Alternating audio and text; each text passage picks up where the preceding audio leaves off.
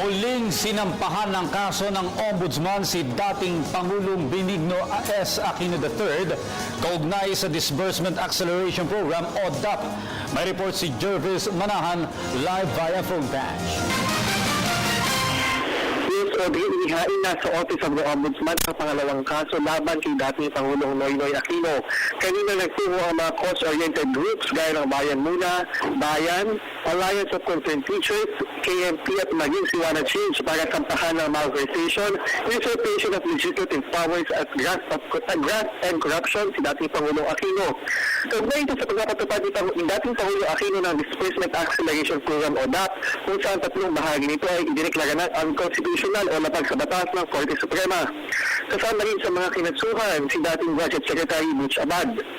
Anila kailangan muling investigahan ng Ombudsman ng DAP dahil hindi maitatanggi na malaki ang role ni dating Pangulong Aquino sa pagpapatupad nito. Part na nga kasi ito ng Presidential Report na i-allocate to accelerate spending. Nauna nang sinabi ng Ombudsman itong mayor na sina Abad at dating DBM Undersecretary Mario Relantos lang ang may pananagutan sa DAP.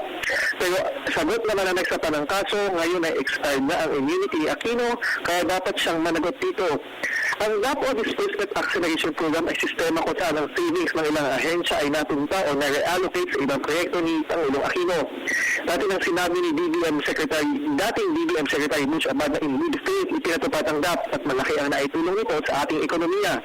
Pero higit naman ni Bayan Muna Representative Carlos Zarate ay ginamit daw ang pondo sa impeachment noon ni dating Supreme Court Chief Justice Renato Corona.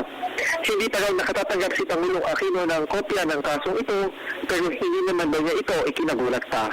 At ang linas mula din sa Quezon City, Jervis Manahan para sa Telebisyon ng Bayan.